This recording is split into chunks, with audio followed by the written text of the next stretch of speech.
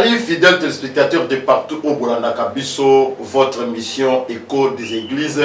Wapepa itulube la kaba Ecclesia balotomo na ndenge nini makambo eza kotambola vis-à-vis na kati ya bana na Nzambe. Ndebo lelo to yambi pona bino un invité oyo auti Mosika.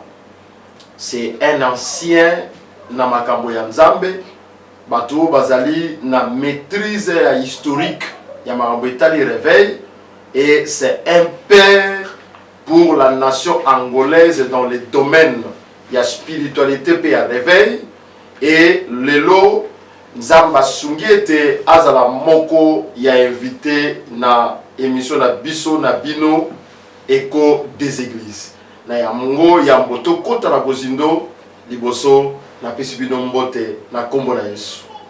Alors sur ces techniques à kosalisa biso tozwa élément moko ezopesa biso historique ya parcours ya cet homme de Dieu depuis son arrivée à Kinshasa. Totali compilation ya ba élément oyo pe toyeba kozonga na plateau to ya ba invité na biso. Merci beaucoup.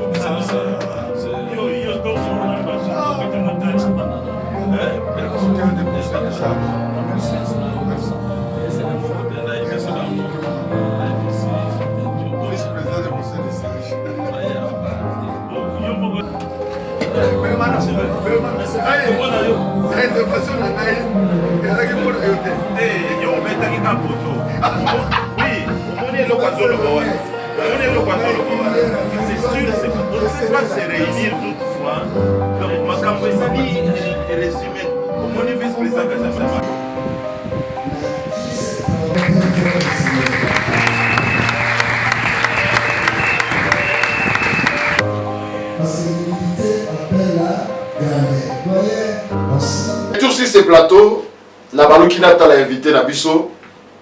Mon papa, bonjour. Ah, bonjour. Tu as bibino awa na plateau na biso. Boni santé, boni place outil, boni bomoto na bino, boni ozobi na Kinshasa. Ok. Gloire à Jésus-Christ. Jésus-Christ est 100% et sans mélange.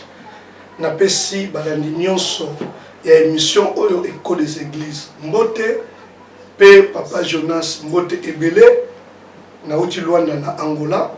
Tout a bien, famille a bien, pe église a malin. Merci beaucoup papa. Alors fidèle téléspectateur na biso azaka liboso ya mboya koyeba azali liboso ya nani. Talisa bato nani oyo azali liboso na bango. Ok. Kombo na ngai Archbishop Ntingi Mukambu Patricio na zosalela Nzambe na sangolu na ye na Angola na lingomba oyo ebengami IEPPDA pe naza na kati ya corps de Christ ya Angola. Toyambi ngolu na kombo na Yesu Kristo kobota église de réveil na Angola. Ndio yango bozali. Yango ndenga nazali. Merci fidèle téléspectateur. Papa Nabiso azali moko ya ba oyo ba boti église de réveil na Angola. Papa tolandi ba démarche na bino bisikeno tozokoma tozokuta bato bazobenga bino ba père, bazobenga bino père, bazobenga bino père, et ndeko apesaki ngai même votre identité ayibisinga vous êtes le père de la nation angolaise. Talisa biso, comment est-ce que vous êtes devenu le père des réveils de la nation angolaise? Merci beaucoup. Nangaki na zonga sima muke po to comprendre. Yo na balandi na biso. Nga na bandi vie ya église de réveil awa na ville ya Kinshasa. Vers les années 78-80, tant l'église ya réveil oyo ezobotama. Na zwingolu ya kosalela Nzambe na mboka o Kinshasa. Tango bazobenga ngai nanu frère Nsingi. Wana awa na Kinshasa. Congolais to Angolais? Angolais na muzombo bandaka. OK. Naza muzombo ne moninga na bandaka. Donc Angolais. OK. Mais na botaminde awa. OK. Na mboka oyo na bandi ko servir lokola frère. Na zwingolo ya osala musala na batu minene na Nzambe. Ko bazala mboka oyo bakomonge. Na ebaki frère Soni, na ebaki frère Mwanza, na ebaki frère Mutombo, na ebaki frère Jean Bosco Kindomba. Na basira ba frère penza. Na basira ba frère. Na moni bandeko na nga wana kozala ba frère pe ko koma ba pasteur, Nzambe azwa lokumu po lelo baza basali na Nzambe minene na mboka oyo. Kotanga ba kombo na bango avec beaucoup de respect na sali yango. OK. Donc outi na kubanda makama Nzambe na RDC. Na RDC pesa biso parcours en tant que toyeba malamu. Ngai na bande vie chrétienne na ngai na église ya CBFC Lisala. Na sali carrière chrétienne na ngai kuna na école de dimanche na beti fanfare na koti na mouvement bazako benga Ligue pour la lecture de la Bible.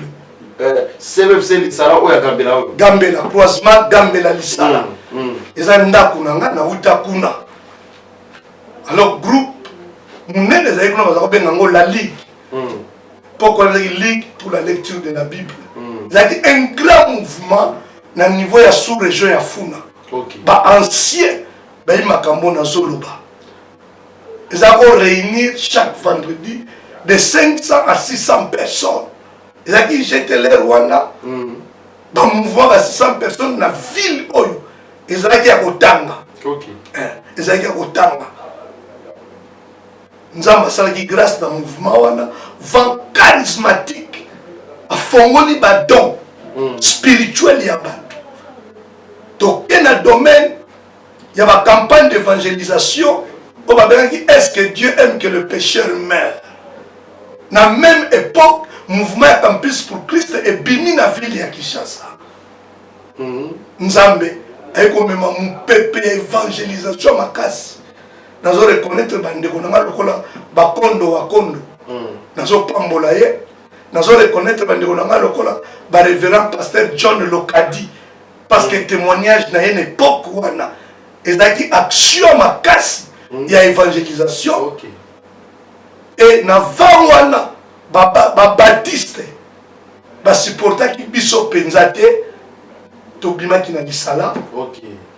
Pe tobimaki bamusuba kene na Simba 3 ngana kene na Baneli ya 10 bato kene na Simba 3 ba maintenant qui vision groupe de prière ngana kene na Baneli ya 10 et pas na bandaki église une église wana ya Baneli ya 10 bishop Mapasa ba olimo abongoli motema wana.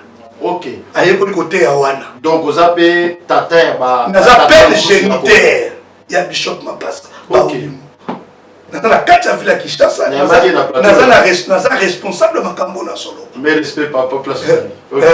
Ata na États-Unis na pamboli ye sala misala malamu Nzamba pambola. OK. Na lingi ye pe na sepelaka na ye komata na ye eza fier mpo na nga mpe eza lipamboli mpo na ngai. Gloire à Dieu. Donc nendengwana obandi musala Banali ya 10. Na Banali ya 10. Dans les années 80 Nzamba sali révolution mouvement mingi ya ba jeune oyo ezalaki ba groupe de prière et bandi kokoma église. OK. Na commune ya Kasavubu soki naza na mémoire ya bien tokozalaka 3 parmi les 3 premières églises ya réveil na commune ya Kasavubu, y compris na oyo yo na oyanga na 3 wana na oyanga do yanga na 2. Donc ceux qui commune à Kasavubu et commune à l'église lelo parmi les 3 églises yanga na kati. OK. Bana Kasavubu ba makambo na Zoloba. Na Banali ya 10. Na Banali ya 10. Mais père, alors distance nous bouti wana. Comment cela est arrivé que au commune à Bangola vous devenez père? Bon. En 1989. Après croisade nanga munene na Bandal. Quoi ba côté ni? Na quartier Bisengo. Paralytique à tambouli na gloire à Makas. Les Rwanda ba croisade ça ezakaka ba archevêque Koutino, général Soni, bishop Mwanza wa Mwanza, apôtre Léopold Mutombo, Peja Marie Lesi, Ndekwa Denis Lesi. Yé mutazaki na biso ne bandeli. Na ba période wana. Kosala ba croisade na pasteur Medi aza mundele. Aza na ngambo ba barumbu kuna. OK. Mwana papa Nkedani. Ba jeune o ba osala ko ba croisade na ville ya Kinshasa. Na papa pasteur Diemu. En 89. Pasteur Diemu au côté à Sienne de Boyo. Pasteur Diemu. Bato ba osala ba croisade na ville oyo. Donc, il y a des gens qui ont l'air de la ville à Kinshasa, na compte à réveil, tu vois, il n'y a pas même 25 pasteurs. On a des solo, il y a solo, balandi, nangaba zoyeba. Nangaba akasi. Na zone di maye, penandi makeke. Il y a un papa wangaba. On a un GT à solo. Là, on a bien un apôtre avec ami majesté. OK. Tant le coq. Et pas qu'on a mis au salaire télé. Ça va événement là, mais très souvent solo que na niveau ya Angola kuna blague té. Oh ma bouja ville là biso. On est dans ça contredit. So bon dit il faut ça comme terme mabe. OK. Ti le long d'asali musala na plaire na impact. Le rôle attendre le coq azate.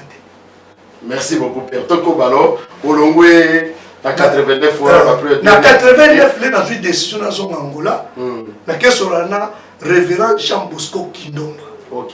On a zan de kolongai ya tangu mulai. Sans pression. Ya mwana so na zana Congo awa ngana samela na sans pression. OK. De la sans pression na za mundi. Donc mundi na. Ah bon? Nani na vandi bo na zana ngamondi église sans pression. On église là et pas la samela awa na village. Si vous église au tikanga wana na de na banali ya 10 ekena et bana ba évoluer ki ba memia onde ba mema yango. Kino skweza nango. Mais ils ont sur la communication en gâté. OK. Exactement. Ils ont mon boyo 3. Dans mon boyo 3 wana, ils ont maman moi un miracle dans le ministère nana. Il y a une apia dans mon place. OK. Dans un pambo la bomba ça na ba mala. Très bien. Dans les nations Angola. Révérend Jean Bosco ba na likambo. Ya on te kotana na Angola et simba mutema na ngati lelo. Abina il n'y a rien de précieux que l'œuvre de Dieu. OK. Pour les rôles de gens qui sont en Angola, na likanzoka Angola aucun poto. Pour les Angolais qui ont teki 3 ventilateurs, 5 ventilateurs et au peso makoki, il y a aucun poto. Akomi na bandi musala na ndaka grand frère langaye. Nous avons besoin église de maison. Les rôles na Angola à part les églises traditionnelles. L'assemblée ba église à Bokoko. Tu es l'église là missionnaire, catholique, missionnaire, ménonite, grandes églises. Mais l'église a réveil, comment les a quittés. OK. On ne va pas exister, il y a plus d'assemblée. Mon gars qui na Rocha, mi balé qui na Mabo, mon gars na Samba, le gars na 4. Alors, n'allez pas au banda mouvement, na bandimba mon a pensé à église de maison. Église de maison wana bandeko mususu bautaki pe awa be otiango maboko na zwi ngolu ya osala première croisade en plein air na Angola wana ba nini wana na vers les années 90 donc 90 91 ezaki année influence dans ma case wana awa na RDC ba piège comme beta mais wana so RDC piège bani. Mais c'est la guerre en Angola qui était. Guerre en Angola. Ça dit bah croisade, guérison, bah miracle. C'est trop spectaculaire. Na dimension ya onction à makasi. Influence wana. Et ça dit que na transformé église en Pevalongo. Na kombo ya Mbanzampa. Et comme église pentecôtiste. Et comme ça dit en Pevalongo. Oyo le Mbanzampa. Et pas Iwapi, président, il y a association, il y a conseil des églises de réveil aujourd'hui en Angola. A outi la combo ya révérend José Antonio, que je le bénisse. Azaki membre. Oh, ngai, dans une bande qu'on a ngai, tout que tu bandi contrôle l'église wana. Malali boso ba jeune, va se réunir dimanche dans le mouvement de réveil. Et c'est une église au Namba. C'est moi qui ai été invité. Mais ça, il y a transformation, et l'on est pévalongo, il y a restauration, et l'on est pévalongo, et comme l'église à réveil. Ça, c'est le départ. Il y a un mouvement à Luanda. Donc, quand les gens parlent de moi comme père, il y a des preuves, il y a des histoires que je peux compter. Qui peut être témoin de ça? Ça peut pas y oublier. Apôtre Théo Mabilama. Parce qu'à l'époque, c'était la première personne maintenant ça va et vient entre Kinshasa et Angola. Papa Théo Mabilama. Théo Mabilama. D'ailleurs, moi, je suis à Botama Angola. Il faut les consulter. Ok, nous allons les consulter. Oh, ils allaient émission, il y a Luka pour la éclairage, il y a Batata. Donc c'est pour cela que Batunio sautant au tambola, dans la nuit, on a moins d'activité, dans le Capatunio sur père. Et après cela? Après cela, il y a comme un grand mouvement. Ngai na bandikonga mususu tu eko tonga IEPPDA. Et là une église de référence na Luanda. Parce que ba père ya réveil na Angola, au bazar reconnu tous à 8. Tous à 8. Donc nous mon Angola wana, ils ont 8 pères l'église de réveil reconnue officiellement. Émission de tout ça na boye Angolais ou la na ngomba la. Oh mais faut pas landa mais. Oazo bazar épiscope mokonzi wa yambo ya mboka. Je parle en tant qu'archibishop de la nation. Gloire à Dieu. 8 personnes. 8, tous à 8. Mais tous les 8, tu es ban. Va na biso wana et botu ba communauté. Ce qu'on a Angola, différence c'est qui na musato ça qui na Congo. Na Congo, nous avons développé une église en caractère unique. C'est vraiment un système, il y a ma communauté. Alors que en Angola, 20 autres membres dans ma communauté. Donc, quand ils vont ma communauté, tu as pensé à l'implantation de l'église dans ma province. Donc, on a des gens si vous avez des gens pour implanter. Et puis, on allait la guerre. Pendant la guerre. Je suis le premier apôtre à faire le travail de l'apostolat d'implantation de l'église dans les provinces de l'Angola. Pendant la guerre. Premier apôtre. Premier apôtre. Et premier apôtre consacré officiellement. Alors, dans l'église, dans la communauté, il y a IEPPDA, 98% il y a une église. Et plantée dans les provinces. Voire même 98% des ministres, il y a IEPPDA. Au bas ça dans la province, il fruit, il y a influence du ministère dans le col apôtre Ntsimi. Gloire soit à Dieu. Bravo mon papa. Ceci révèle que votre passage sur la terre n'est pas inutile. Gloire à Dieu. Que tout soit pour Jésus. Merci. Alors, tu peux respirer, que tu as déjà goût à comprendre que vous êtes devant quelqu'un qui est tellement grand, mais dans la peau de celui qui est humble. Alors, toi, dans le déplacement, il y a Thomas Nanzambe qui est à Mombele, Nengenini, et Moussa Nengenini, Tabolaki. C'était quoi le message? Tous les éléments, bon, tous sur la plateau. Alors, frère, bonjour aux téléspectateurs. Moi, c'est l'archevêque Ntingi de l'Angola, l'archevêque Ntingi Patricio. Je suis ici à Kinshasa, plus précisément à Mombele, avec l'apôtre Joël Mafene, où nous avons réuni les pasteurs. J'ai débroussé sur ce thème l'impact du ministère et ses difficultés. Donc j'ai voulu juste encourager les jeunes frères, les hommes de Dieu, de comprendre que le ministère, c'est un bon travail. Le ministère, c'est un endroit, c'est une adresse de bénédiction, mais il y a des parcours à affronter, il y a des parcours à comprendre. Il y a des bons moments, il y a des moments difficiles. Mais quand nous mettons notre foi en Dieu, le véritable Dieu, et avec notre Seigneur Jésus-Christ de Nazareth, nous sortirons et tout va marcher. Donc notre Dieu, c'est un Dieu sérieux, un Dieu qui bénit, un Dieu qui élève, un Dieu qui donne des opportunités.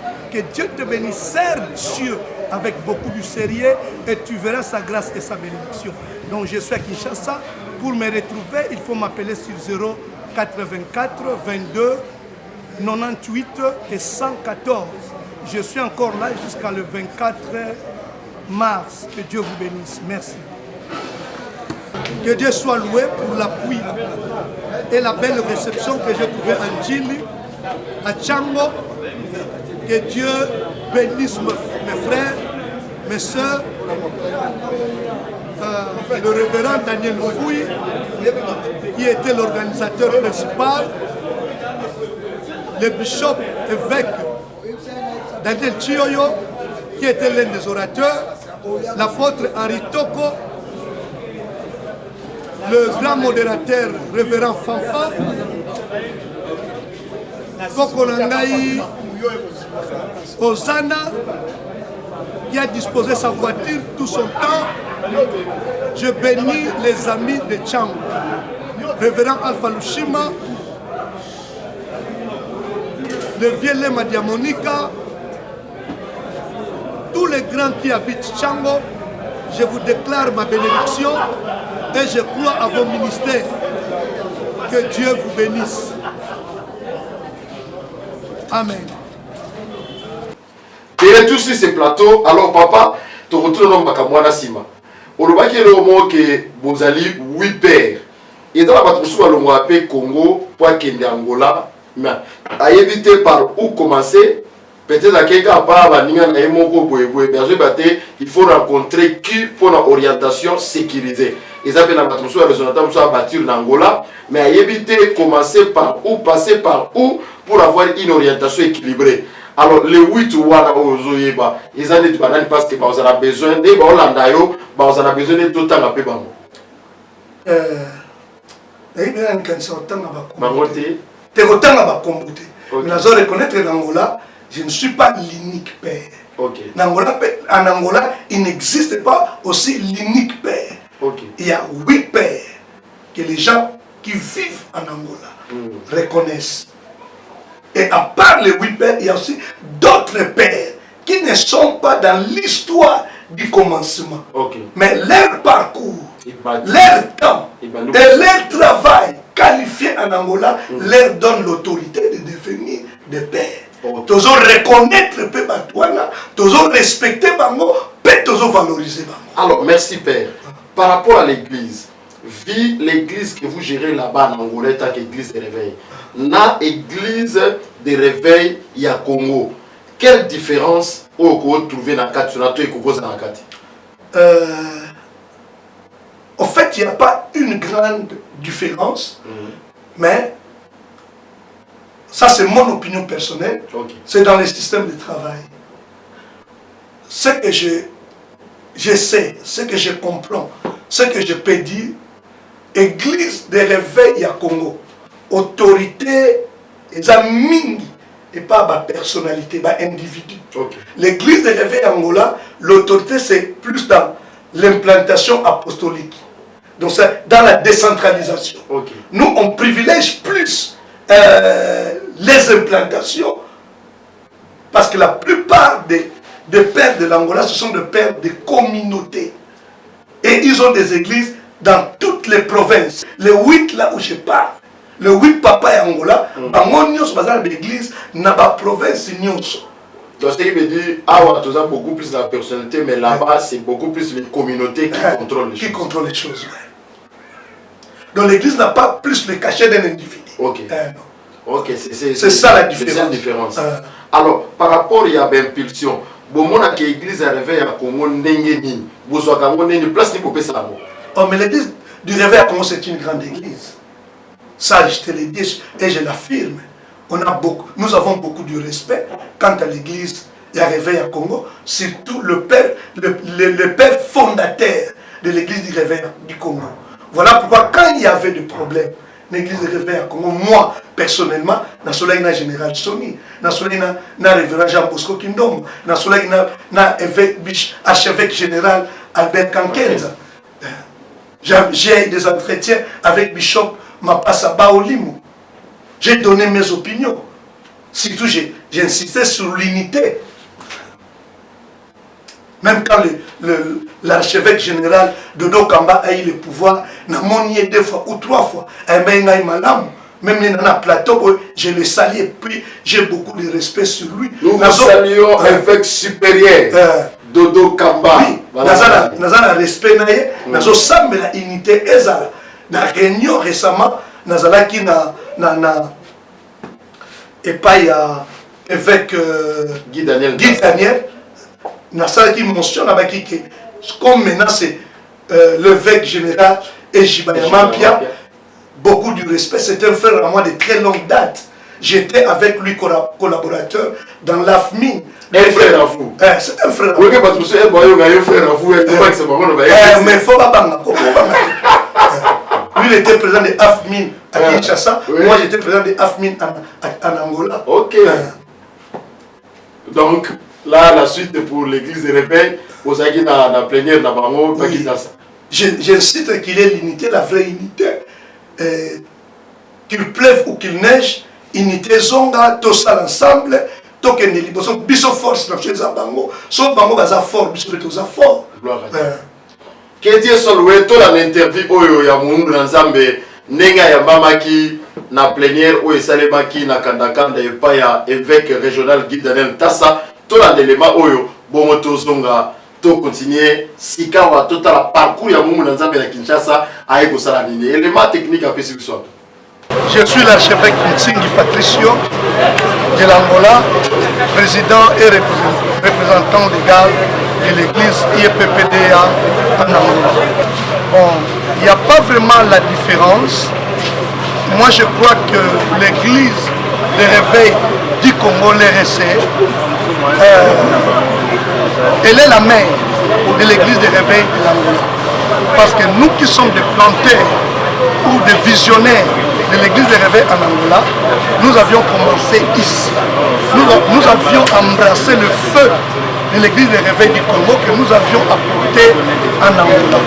Seulement sur le plan de la stabilité, l'église de réveil du Congo a risqué de perdre sa chaleur, son identité et sa force. Mais Dieu merci parce qu'aujourd'hui, en écoutant l'évêque général, Paul David Olangi, et l'évêque régional de la ville de Kinshasa a présenté un plan. Et surtout quand ils insistent sur l'unité. C'était ça ma prière, c'est notre grand désir. Nous voulons voir cette église unie. Quel que soit ce qui s'est passé, mais encore du temps que cette église soit une et que tous ensemble nous pouvons relancer la nouvelle vision de l'église de réveil au Congo. J'insiste, comme je l'ai insisté toujours en Angola, que Dieu soit au premier plan. L'église n'est pas faite pour la politique, l'église n'est pas faite pour l'argent, mais l'église est faite pour l'avancement du royaume de Dieu. Si nous restons dans la vision du royaume de Dieu, on va travailler dans l'ensemble, on va travailler dans l'unité et on va travailler dans la paix. Donc les intérêts du royaume doivent primer tous les autres intérêts. Que Dieu vous bénisse. Merci. Les retours sur ce plateau, mon papa, tous les commandaires, les autres, tous les bénis.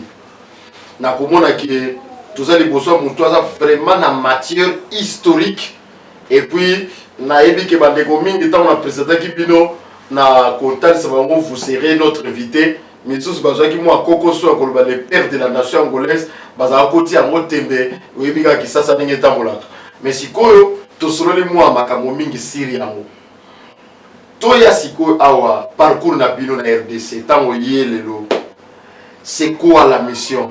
Vous êtes venu visiter la famille ou soit vous êtes venu en mission pour le salut des âmes ou pour l'évangélisation? Ok, merci. Je crois que Norban a introduit réponse nanga n'a encouragé message il y a évêque général Paul David Olangi. Il m'a beaucoup fortifié. Je le bénis aussi en passant. N'a pas une RDC. Église nanga est sans pression. Ok. Nanga mondimi sans pression. Assemblée la bakuna. On est église on zamba pesi na ville boy. Mais mutu a ume kosa musala. Na bambula nyoso na kosa musala na kozanga bambuma te na RDC. OK. Ya ngo na sona ye na mo yela na mingi nzela ya lufu. Na za na mwana na ngai na Congo central. Au nom de l'apôtre Paulin Malula, a implanté l'église Sion. Mont Carmel Sion. OK. Et c'est l'une des grandes églises na Congo central. Kobanda Mbanzangungu Timatadi. Avec son fils Salomon na Mbanzangungu. Chaque fois na koma kana banda akuna. OK. Je suis leur apôtre. Je suis leur patriarche. Toya Mbanzangungu Ntoma toya visiter l'église. Toya ba RDC na zonga kotala misala o nzamba tiena salo tongo. Na sala misala na bango formation des serviteurs, ba service ya réveil, ba service à délivrance, ba service à guérison. Na silisi na pamboli bango na ye. Tour oyo na zaki plus na mona bana oyo totika awa nini bazo évoluer. Le cola. Oye voyage expertise. Le cola tata. Na zaki pas moi na ngama Daniel Mafwene. Ozalaki nanga kuna na Mombele. Na base na ngai na Chango. Daniel Fouy, révérend Daniel Fouy Igwe. Apôtre Henri Toko. Koko nanga Ozana. Bazaki wana. Na sali misala kuna. So tali musasa mai lobi na nchili. Dimension onctueuse aki likolo makasi. No tika caméra des églises. Na regretter neni ozalaki te. Lobi nzambe asopaki pakolami na église ya Koko nanga Ozana na quartier 7 na nchili. Oh yeah. Donc na ye kotambula kaka teza mutu aloni nzete na ye so alinga buka mbuma mutako tune te pona nyozo buka. J'ai vu les travaux auxquels nous avons ça, son système, au regroupé, il y avait personne qui avait.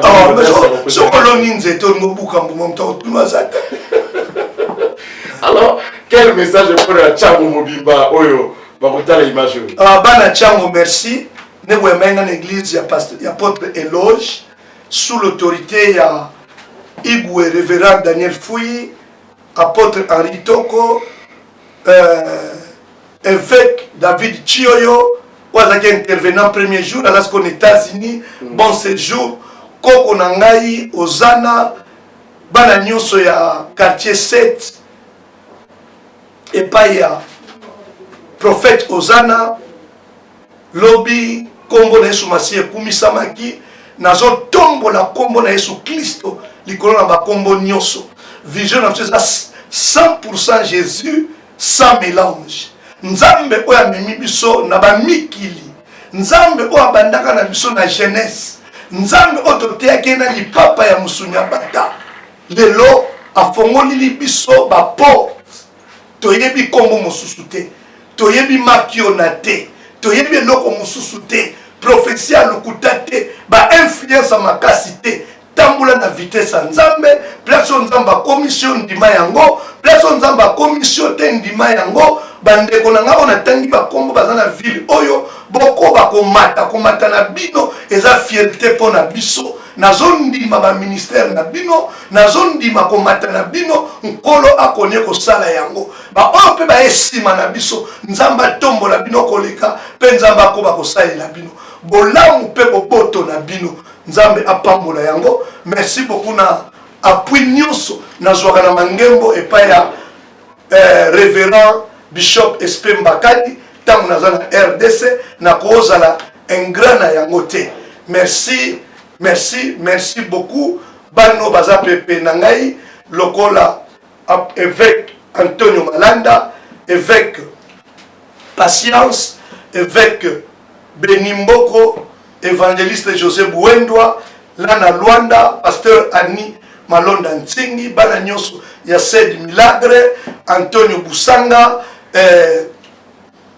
pasteur Jérôme, Freddy, bana nyonso baza pepe nanga Bishop Kilandani, nazobosa na te, apôtre Cipriano, pasteur Bopu Alegria, prophétesse Mireille. Merci beaucoup. Nzamba pambola bino mama Mboli, nzamba pambola bino apambola bino apambola bino. Merci fidèles téléspectateurs. Tolinito chité mais tout na mutuna oyo. Papa, quelle relation vous avez na ba pasteur il y a l'église de réveil au Congo? Une très bonne relation. Je peux dire une grande relation.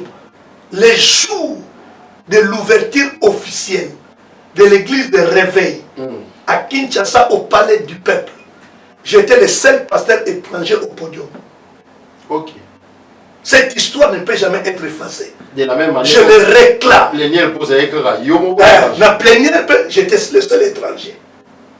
Donc moi, je le sens. Mon cordon ombilical est lié avec l'église de réveil du Congo. Et personne ne peut l'effacer. Je le réclame à chaque fois.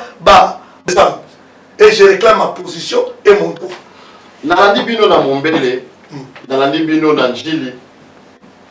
Le message que vous donnez, le Seigneur vous a donné ça, ou soit c'est un message qui se prêche par expérience, ou soit au Taraki Congo, au Moni Congo, au Moni que message pour un peu d'avant, et ça aux autres à l'impact du ministère. Bon, c'est un sérieux que le Congo est qualifié. Sur les équipes à football, équipe à pro. Vraiment, je l'ai dit partout, au Congo, nous avons de meilleurs prédicateurs. Nous avons des gens ensemble président dans le monde. Les églises dans l'assemblée là. Il y a des lengi, ceux qui ont besoin de il n'est pas le seul.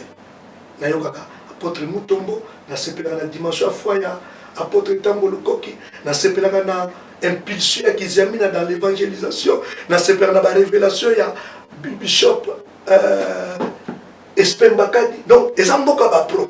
Ici, il y a beaucoup de meilleurs. Mais, parmi les meilleurs, si tu as quelque chose à donner, tout homme déjà dans la particularité, je viens, je donne ma contribution en qualité de père et en qualité de ministre de Dieu. Amen. Fidèles téléspectateurs, voilà, Tokomi Kozwa Suka Nabiso Delo, mais Tokoza Suka Moboyete. Tolanda plénière où est Salemaki na niveau ya Kandakanda numéro 10, total la région ecclésiastique de Kinshasa ndengini ba organiser makambo. Bongo to zonga na plateau, to kita la dernière étape parce que mission est aussi dans l'autre et aussi la team bishop okende to Rolanda e petit kuna place à Rosala, to sali na yesu makambo kuna to ki vérifier makambo alobi na biso awa siko na niveau ya Angola. Yé moko osela biso ba lettre ou ebongami ki kende kotuna mutu boye kende kotuna boye biso pe na compte ya presse to luka pe bato musu na ndenge na biso pota musu bato ya tindi biso akobenga bango déjà pour la vérité pour Kinshasa la moko ba lekamba la momba monte moi tembezaka trop. Voilà to rendre les mots bon tozo. Deuxième plénière, il y a région ecclésiastique de Kinshasa na ngambo ya RC et yebaki ko salema bongo. Le 16 mars, Oyo na aveni Kandakanda na commune ya Kasavubu, bondi melanga ke plein à craquer baongo na nzambe ba yaki pour akoyeba ko tali sa preuve de force. Comment est-ce que la vie est du côté ya RC? Oyo kotika la ko changer te parce que yende mama bango bazolo bete RC ya yo, RC anga, RC ya bisonyoso. RC Ezoye bakopesa bilembo na yango au travers d'un homme de Dieu au babengi évêque régional Guy Daniel Ntassa a souvent de samasolo nenga kosakana te bilimo bozomona ndengeni baongo na Nzambe ba yamba maki bazo kita de part et d'autre ba utaki ba Luanda ba uti na bangambo nyoso na ba konzi ya bureau national bazaki wana présent qui a dit que activité oyo koyeba kosala mpiaka pour RC za suna batote bato basi ba baya yango ba oyo batondi na esika oyo bazali ba bino moko bosi bo répondre po boyebi ke o bavandi ya bazali ba pasteur baongo na Nzambe ba yeko yangola na appel ya évêque régional moto na Nzambe Guy Daniel Ntassa. Il est la personne qui assure et qui révèle que makambo tambola ndenge longobani la refondation est purement réelle na katia RC région ecclésiastique de Kinshasa. Tout le monde na Nzambe ndenge apesela ki na micro ya école des églises par rapport ya ba programme ou ya sa planifié pour la région ecclésiastique de Kinshasa RC. Je crois que les là qui deuxième plénière pendant tout dans la tête il y a une province à RC. Nous n'avons pas l'habitude de commencer à faire des pays de film, mais nous voulons travailler du concrétité. Nous tous ça la pédale, au salaire n'est pas donc on a dans les petites je travaille, je fais un travail de fond. Alors si pour la ville on appelle cette cartographie à la province à Kinshasa, ils ont 935 km et puis ils allaient diviser dans 350 quartiers, ils ont divisé dans 24 communes. Cela nous permet d'installer au moins 375 évêques dans les autres quartiers et puis nous permet d'aller dans une vision dans la thématique de la commission Ndoko Tosali. Donc au salon de la ville à Kinshasa, ils allaient refondation, il y a église du réveil du Congo. D'ailleurs, on a bien ça qui va donner la première amie Bani pour présenter ma vision. La qualité vous allez apprendre ça, mon boyo qui dit le mot pour la détail sur la carte de vision. On a dans la réticence, les gens peut-être comprendre que RSC Zali, institution, confession religieuse, interface à l'État congolais. Donc ce n'est pas une plateforme ou bien une association quelconque. C'est une grande machine qui regroupe des associations, des aspects, des plateformes, des communautés hétérogènes et homogènes. C'est pour cela que nous lançons dans Nicolas Boya recensement de l'église il y a réveil. Pour recenser la communauté, la plateforme surtout, parce que nous voulons mettre de l'ordre. Tous les gens qui ont vu province à Kinshasa, ordre malamu au lobby l'État congolais à mon avis de l'église Oyo et va s'organiser dans la sens. Merci fidèles téléspectateurs, merci pour la SMS dans le message Nabino Nyoso, Togoyamba Yango, Pesa Yango et pas Bishop, Archibishop, pour la maîtrise à vous répondre à moi. Na dernière émission Togosala Yambo, Atika Kinshasa, Peyaken. Archibishop, Tozonge Painabino. Tomoni activité Oyo au thème l'humilité précède la gloire. Tomoni Papa Jean Bosco Kindomba et plusieurs autres serviteurs de Dieu autour de vous. Ils ont agi. C'est dit à quoi cette émission? Ils ont événement, ils ont annoncé Nini. Ok, les événements monene na organiser la conférence chaque mois de juillet dans Luanda. Ok. Bana na ngana mboka bayebi ke papa zaka na musala.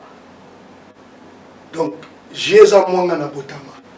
Curieusement année passée, tu as découvert que ngana botama le 14 juillet, Jean Bosco Kindomba aussi a botama le 14 juillet. Donc vous avez le même jour. Tous avez le même jour. Il y a un orateur, c'est le fait fêter 14 juillet na Luanda. Ok. Mais il y a édification makasi. Oyebi comme na musala oyo, il y a les hauts et les bas. Mais ce qu'on dit qu'on se maintenir. Le grand secret de ce travail pour se maintenir s'appelle l'humilité. Raison pour laquelle la Bible dit l'humilité précède la gloire.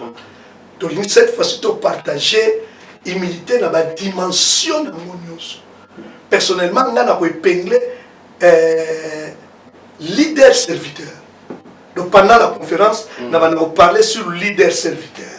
Et à part ça, à part ce message, mais on a un angle leader serviteur qui honore ses collaborateurs.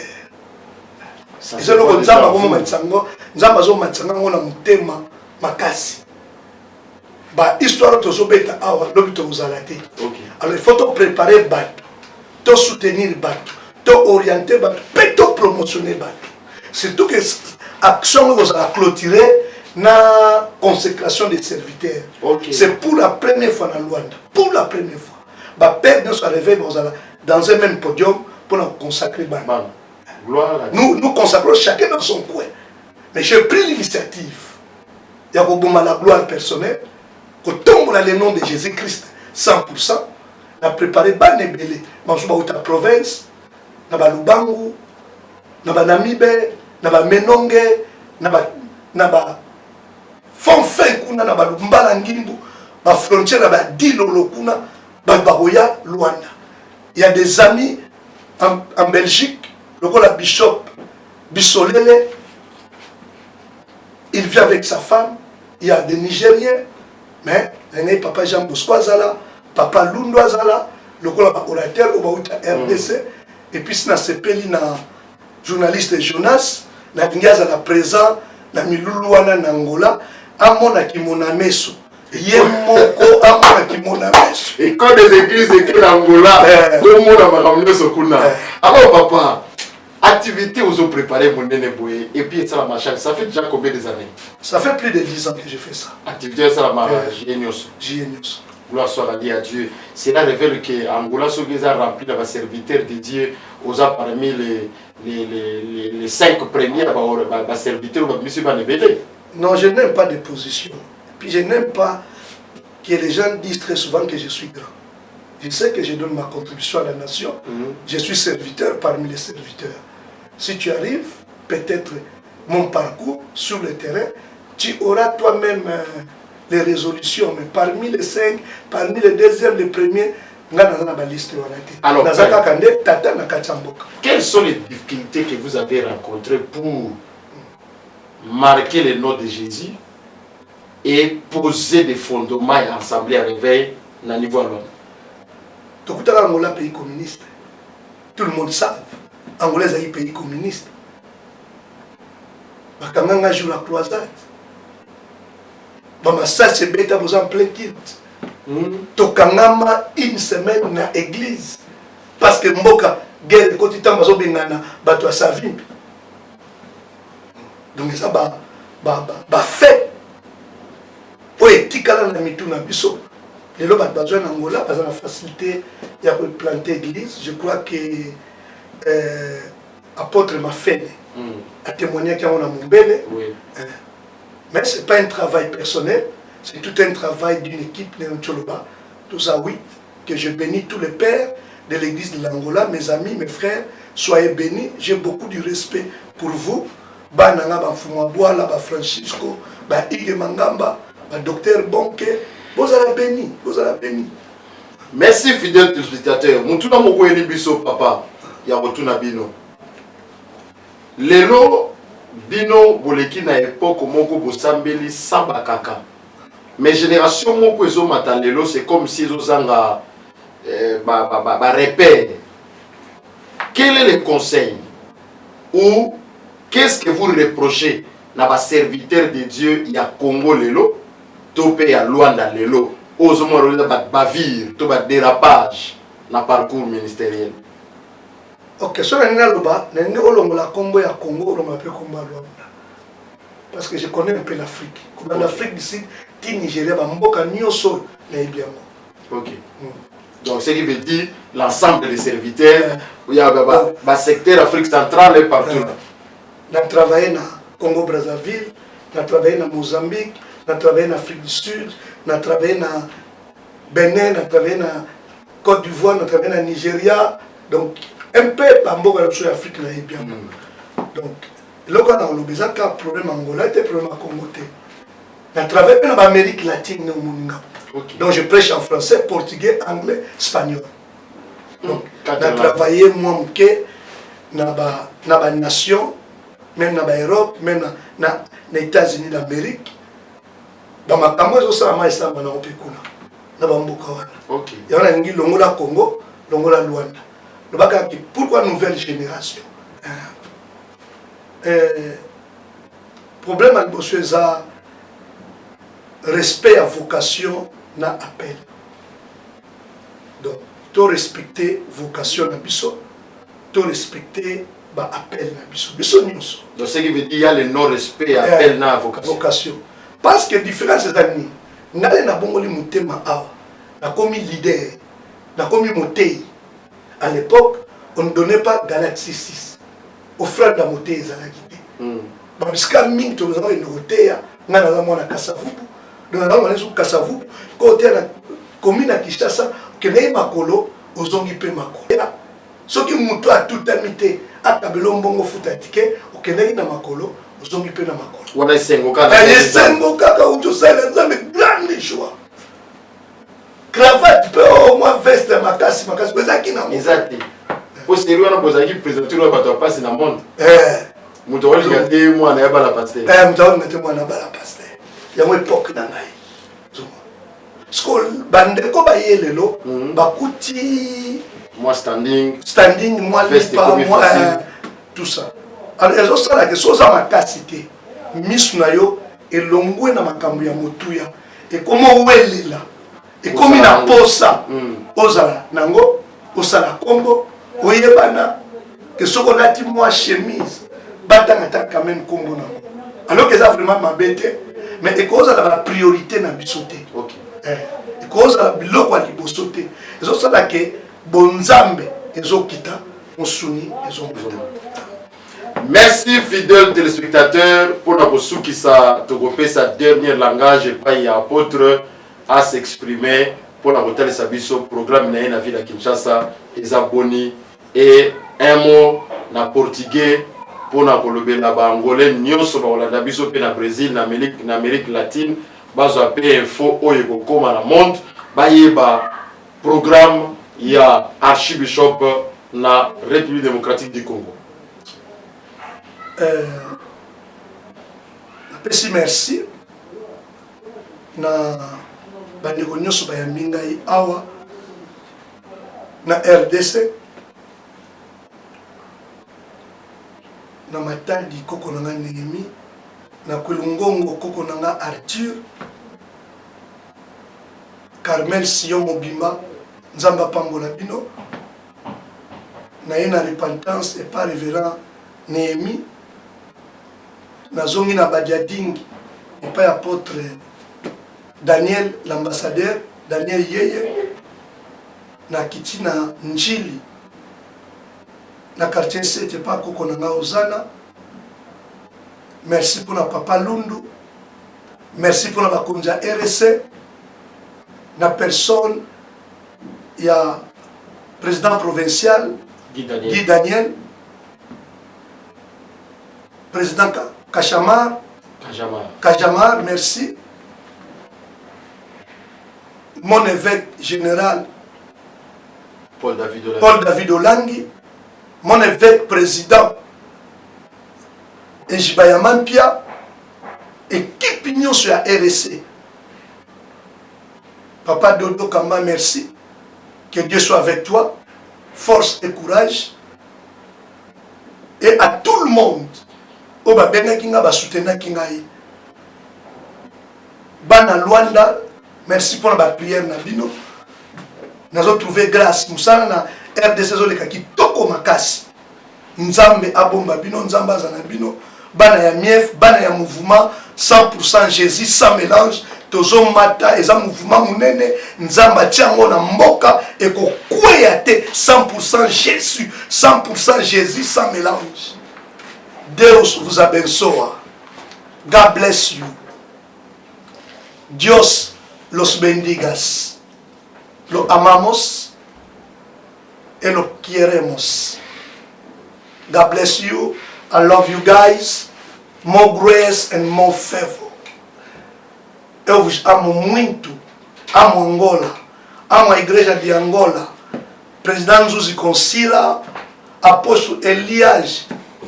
Concônica ou AMC, todos esses grandes movimentos, apóstolo Osvaldo, com a escola de liderança, que Deus vos abençoa ricamente. Pastora Nia e toda a minha família, beijo, que Deus vos abençoa. Obrigado. Obrigado. Ne dernier langage ya mutu na nzambe wape pa ito clôturer programme. Rendez-vous dernière émission, il y a l'émission au revoir pour na koyeba kotombela nzela malamu na mungu na nkolo et juillet ne rendez-vous na Luanda tozawana pour toyeba ko kamba activité à conférence oyo bokozwa émission na baumbu na nzambe nyonso ya Luanda et bokolanda en direct na ba compte na biso nyonso et puis na HT télévision bokozwa image wana nyonso mobimba pour école des églises ezawana kaka pona koyeba kosalela ba ecclesia nyonso ya Afrika pe ya mokili katoliko protestant kimbangiste bima liloba binoba sobangunza oyo boza kolié kombo ya église école des églises et à votre service. lola ya nzambe pambola biso tozokoma kolanda makolo ya toma na nzambe po tokoma na ye ntina suka parcours na ye nyonso bokozwa résumé na yango au travers ya écho des églises tokopesa bino le deuxième partie parce que première partie bozwa nango déjà seconde partie tokosala mpo na reste bajour na ye ti ya kozonga nkolo apambola bino à la prochaine occasion tolobaka boye mbangu makasi ya sunima okoma te